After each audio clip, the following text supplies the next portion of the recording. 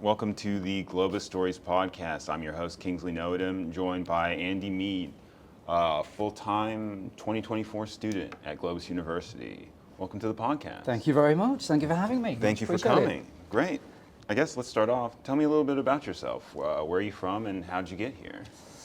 So I am originally from London, born and kind of grew up in the centre of London. Which is quite rare. There's not many of us left, actually. Yeah, isn't it mostly just business? It's mostly people from outside London that live in London, and been working in financial services, investment management, operations, kind of in that industry for close to 2 decades. Okay, I would say so. And have you been enjoying that work, or what led you into that position? Yeah, it's super interesting. It's funny because a lot of my friends, a lot of people that I'm close to, they don't actually understand or even kind of know what I do. It's an ongoing joke. But yeah, I kind of fell into it. I'd worked during university on kind of consumer finance, kind of part-time, credit cards, store cards, that kind of thing. And when I moved back to London from university, connected with an old friend, and he got me a job at his company. That was kind of back in 2004. Okay. And since then, kind of, I've always kind of carved myself a career in that industry. Thought about leaving a few times, but they get you with the golden ball and chain. So, yeah. Yeah. So then, what made you decide to pursue that in the first place? I mean, it's super interesting. In the markets, no 2 days are the same. Okay. You have your core BAU, business as usual processes, but the deals that you're working on, market movements, global locations, different currencies, different asset classes, different investment types, different deal structures. It's super dynamic, and yeah, so. You kind of, you get involved in new strategies, new clients come on board. It's very, very interesting. And, being from and working in London, 1 in 10 people work in financial services. So it's kind of like my local industry, community industry, as it were. But, being a global centre for finance kind of helps as well. I never thought of that, like a place having, finance as their local industry, but I guess, London is, the place for that. Yeah. For the audience at home, and maybe to, show how the magic is done to your friends back home. What is a day in the life like? I know you said there's various things, but try to imagine a typical day. Yeah, absolutely. So, the area of the industry that I work in is, you could generally class it as operations, right? So you have the investment strategy, and you have the investment manager or portfolio manager or trader or somebody that makes the decision and does the execution of an investment, a trade, right? I buy Microsoft shares or I buy Apple shares, and somebody on the other side of that needs to be selling. Once that execution is finished, once that trade is done, whether that's, used to be on the telephone, used to be, open outcry, used to be very simply, but, mainly done through electronic trading now. There is a whole process from that execution, and actually even before execution, but there is a whole process from that trade execution all the way through to trade settlement, and then you've got to record the profit and loss. You need to create investor reports. You've got to do client services. You've got to do a whole myriad of operational functions. And I think I've worked in pretty much all of those functions in a kind of let's call it a middle to back office capacity. So like it could be literally anything from come in the morning. The first thing you do is you check how much money your traders made the next day. You share that with management. They come back with questions and queries. You may then do a more in-depth analysis. You may be looking at failed trades in the market. You may be looking at exceptions. You may be looking at breaches if somebody has gone beyond their, say, compliance levels, right? Or flags. You may be looking at the actual trade settlement. You may be, you're kind of trying to match trades up before they do actually sell them in the market. And then, you know, a whole other kind of myriad of things, managing third-party vendors, managing technology vendors, managing those relationships, managing relationships with investment managers if you don't manage money yourself. So I've kind of worked in different businesses that, you know, we manage money internally, or we have external managers managing that money for us. So then there's like a whole oversight process to that as well. Like I say, you know, it's very interesting. Yeah. It can be very exciting, especially when you see kind of, you know, big moves in the market, and with the you know, the current kind of global outlook and tariffs and all things that are going on. It's certainly making for a, you know, interesting opportunity with all that volatility. So, yeah. What is your take on the volatility? I mean, it's changing so much day to day, but it depends on the day, doesn't it? It depends on what tweets are going out and what the announcements are. Or, but do I think that this is a 1 in 100 year experience where the markets do not recover? No, absolutely not.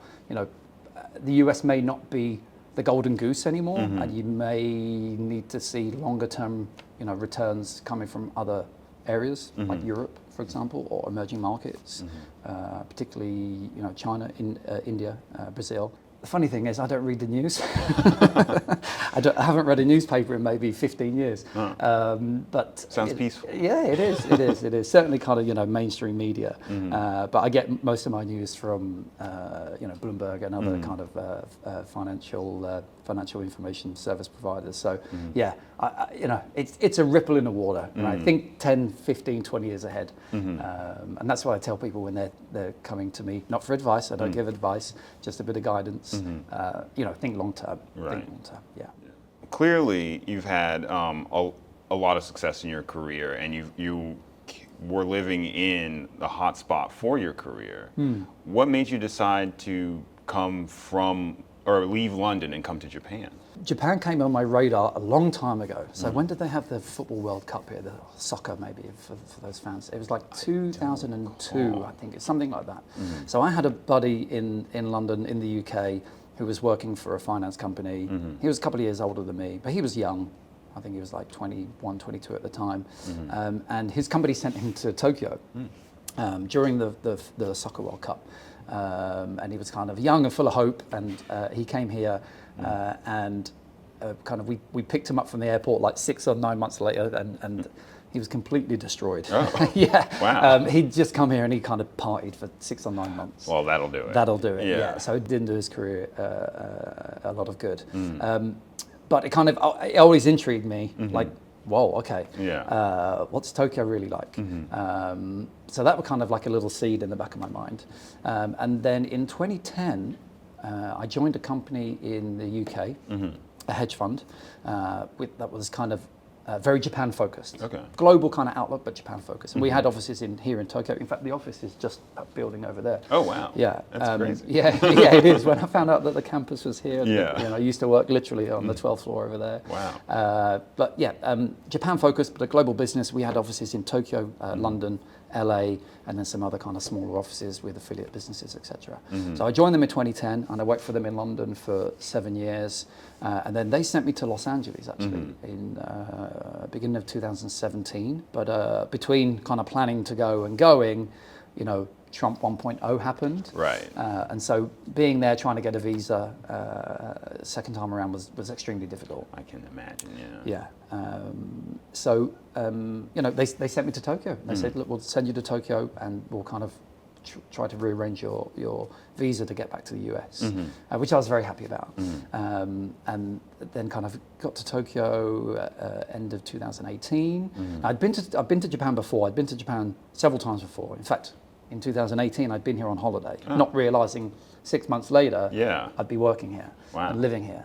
But came here in 2014. My wife and I got engaged in Kyoto. So, you know, very special place anyway. And then, came to Tokyo, only thinking I was going to be here for a year. And within 6 months, kind of, we'd fallen in love with the place. And, you know, realized that you know, you can have an extremely good lifestyle here as an expat. And then, as we know, COVID happened. Right. So nobody was going anywhere anyway. So we were kind of holed up here in Tokyo. So I was here for kind of just over 2 years. Unfortunately, kind of ended up leaving that company at the end of 2020, and I had to decide, do I stay in Japan during the middle of COVID with no job, kind of job searching, and the job market back then was extremely difficult, or do you kind of go back to the UK or somewhere else and kind of, regroup and see what happens. So I had to make the very difficult decision to leave Japan at the end of 2020. Kind of heartbreaking at the time, but it's part of life's experience, right? You've got to face that adversity.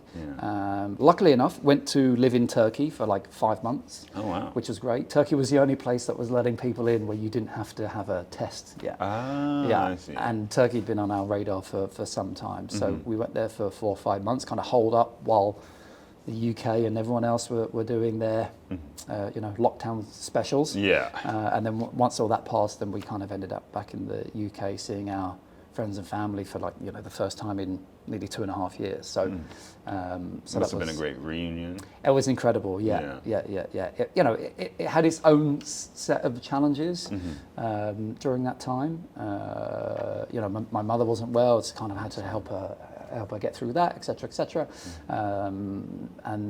But got to spend a lot of time with the people that we love the most. So it had a lot of value to do that. Yeah, worked for a couple of really good businesses back in London. One in particular where I kind of spent just over 2 years, and luckily for me, great leadership team, really good business. Shout out to the Omnis crew, Omnis Investments Limited, and they recognised that my kind of leadership capabilities, and they put me on a fast track kind of management course, and it was 1 day a month for a year. And it was about kind of leadership psychology, team dynamics, managing up, and like really, really interesting stuff that even though I'd kind of led teams and managed people and was seen as like a leader without authority anyway, this stuff was like, it was really intriguing. And it kind of got me thinking like, how do I get more of this? Right. How do I get better at this? Because, clearly they see my kind of, senior leadership potential, and what do I need to do? And I'd been thinking about an MBA for some time, actually. So I started researching MBA schools in London, and then when I picked my jaw off the floor about how expensive it was, I was seriously considering it, and actually spoke to my mentor, my senpai, that works at my old company, that still works across the road there. Wow. And he was, he mentioned that they do MBAs in English in Tokyo. And he's actually connected to some of the faculty that teach here.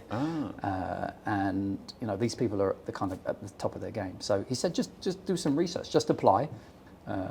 So I applied, and surprisingly, given kind of my age and my experience, I'm definitely in the kind of upper bracket, let's call it. They kind of accepted me, and then we had to kind of make the decision, right, what do we do? It would mean separating from my company in London, coming back here for a year, and all those things. But, in our hearts, we love Japan. Right. And we didn't actually think we'd be able to get back. I thought, if it's for a year and it's at a great school, then why not? Take the risk. It's a wonderful opportunity. What's the worst that can happen? And that's kind of my motto, is what's the worst that can happen? And has the worst happened at GLOBIS? No. Well, actually, tell it. Tell the truth. And this is a message for anyone that watches this, that's considering doing this. Like, this MBA is no joke. It's really pushed me and tested me to the edge of my abilities and capacity. Absolutely. Late nights studying till 2, 3, 4 in the morning. And I'm not trying to scare people. I'm not trying to put people off. Like, this is a reality. Not getting as much social time as I would like to, or time with my wife, etc. It's really pushed my boundaries. But part of the reason why I wanted to do it, if I'd done it in London, I would have had those additional pressures of family time, Right. social life, Yeah.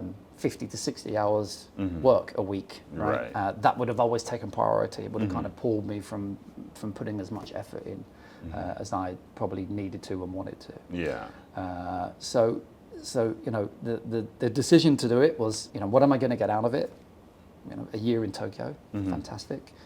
It's probably going to allow me to really focus and do this the right way, which is a great tick in the box. But yeah, it was certainly in the first couple of months surprising of how intense it is.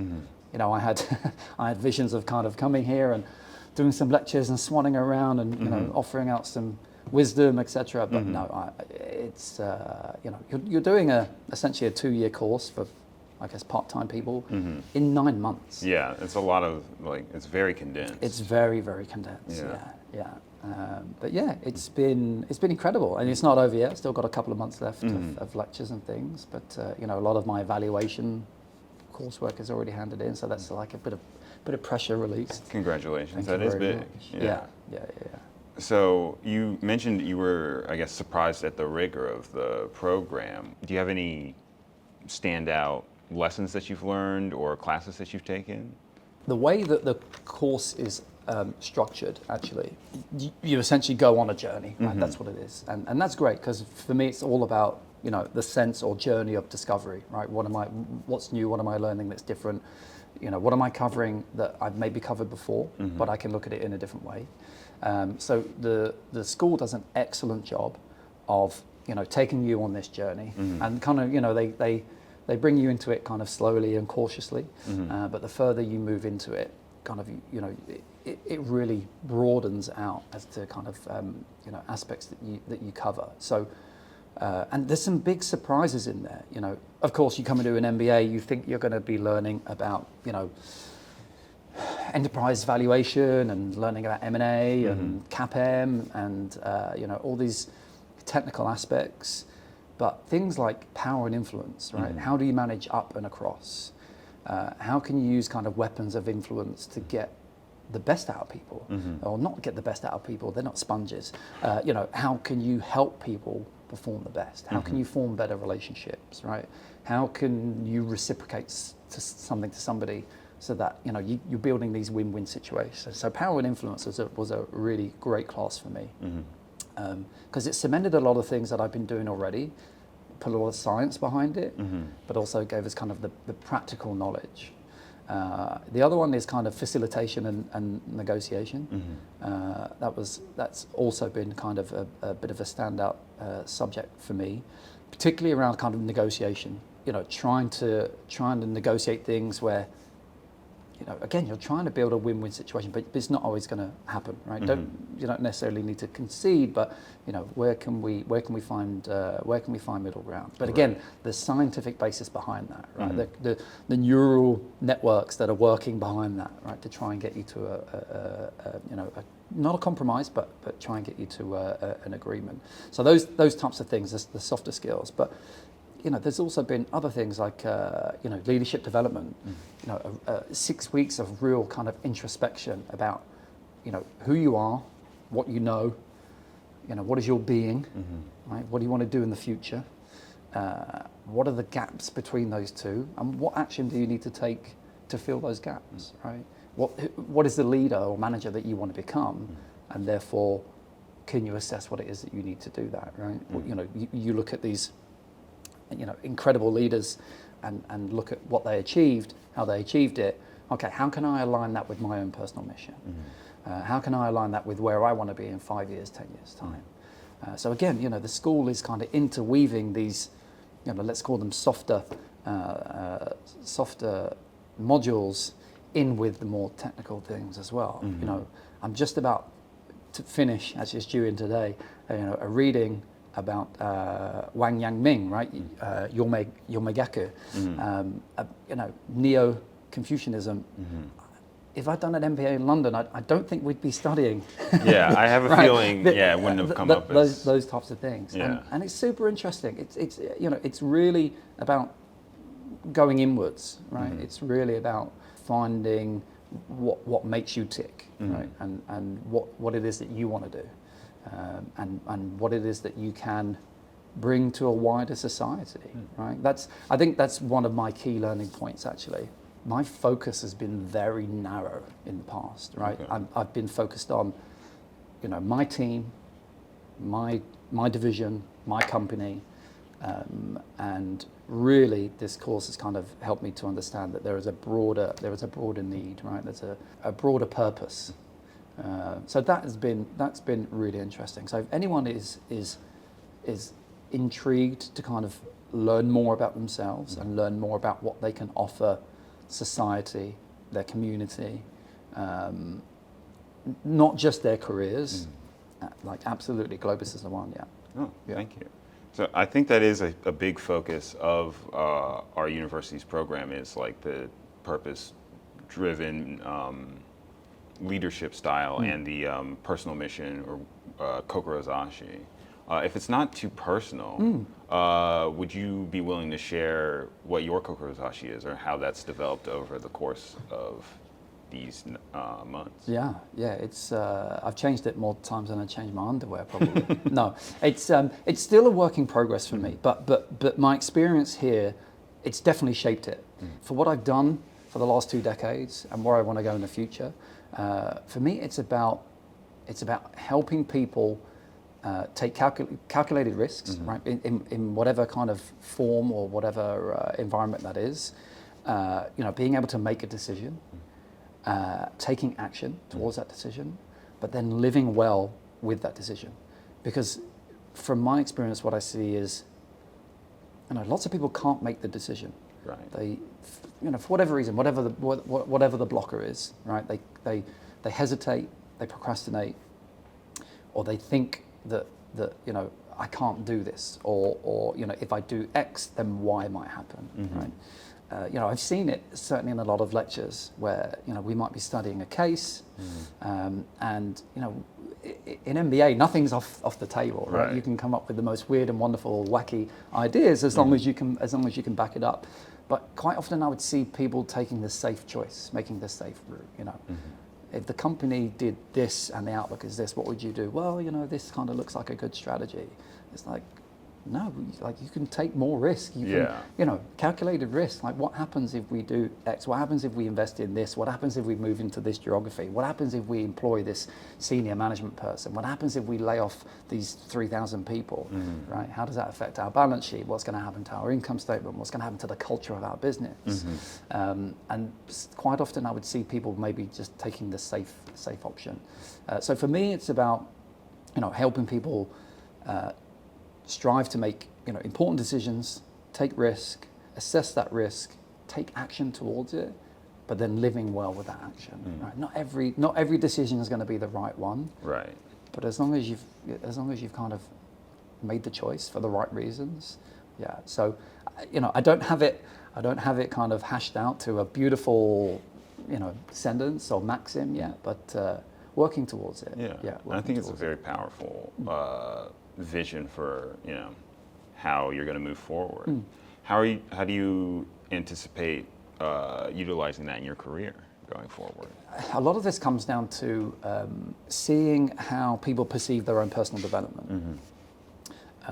And as I'm sure some of my teams can attest, I like to push people into that because I know how good it is for them. They may not understand, but I understand. Look, not everybody wants to become a CEO or COO or CFO, right, or senior management. Some people don't have the people management skills, or they believe they don't have the people management skills in them, right? But I think everybody, who wants to take their career seriously has the capability and capacity to want to improve themselves, right? So, my teams, when we do the kind of start of the year personal development plans, and trying to align those to kind of the business needs, first pass, no, you've got to do more. You can do more. Like there's so much more that you can give and achieve and accomplish.